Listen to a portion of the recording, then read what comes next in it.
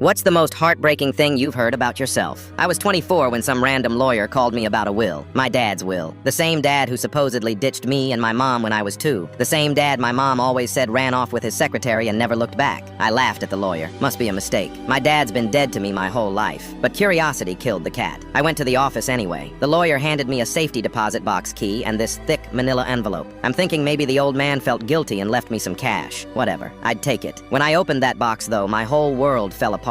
There were hundreds of letters, all addressed to me, starting from when I was 3 years old and going all the way up to last month. None of them ever sent. The first one said, "Happy 3rd birthday, Mason. I hope you got the bike I sent. Your mom probably threw it away, but I had to try." I never got any bike. I remembered that birthday. Just me and my mom eating gas station cupcakes because she spent our food money on cigarettes. Letter after letter. Pictures of me as a toddler that I'd never seen before. Me at a park. Me sleeping in a stroller. Me laughing at something off camera. All taken by him. Then I found the police reports. From when I was 4, 5, 6 years old. Missing person reports. My dad filing them over and over again. The cops kept telling him there was nothing they could do. My mom had legal custody and the right to move wherever she wanted. There were receipts for private investigators. Phone bills showing hundreds of calls to our old number that always went straight to voicemail. One letter from when I was 8 said, "I saw you at the grocery store today. You were with your mom and some guy with a black eye who kept yelling at you both. I wanted to run over and grab you, but I knew you'd be scared. You don't even remember me. I followed you home to make sure you were safe, but I couldn't do anything else." I remembered that guy, Rick. He put me in the hospital twice before my mom finally kicked him out. My dad was watching. My dad was there. Another letter said, "Your mom told everyone I hit her. She showed them fake bruises she made with makeup. Now your grandparents won't even talk to me. They think I'm dangerous. I've never hit anyone in my life. I just wanted my son back." The last letter was dated 3 weeks ago. "Mason, you're 24 now, old enough to make your own choices. I know you probably hate me. Your mom did a good job making sure of that. But I want you to know I tried. I tried so hard to find you that I went broke. I hired lawyers, investigators, anyone who would help. I spent 22 years looking for my son. The worst thing wasn't losing you. It was knowing you would grow up thinking I abandoned you when leaving you was the last thing I ever wanted to do." My hands were shaking as I read that last part. There was a photo tucked inside. Me at my high school graduation. He was there, in the crowd, watching me walk across that stage. I never even knew. I called my mom immediately, started screaming about the letters and the lies. She broke down crying and admitted everything. Said she was young and scared and thought I'd be better off without him. Said she made up the abuse stories because she didn't want people asking questions when we moved 3 states away in the middle of the night. She said my dad tried to contact me when I turned 18, but she intercepted all his messages, deleted his emails, blocked his numbers. Even when I got my own place, she somehow kept him away. I found out later she'd been telling him I wanted nothing to do with him, that I said he was dead to me. All lies. For 22 years, I hated a man who spent every day trying to find me. For 22 years, he thought his son despised him for something he never did. The lawyer said he died of a heart attack, alone in his apartment. The walls were covered with pictures of me, pictures he'd somehow gotten from my social media, my work website, anywhere he could find them.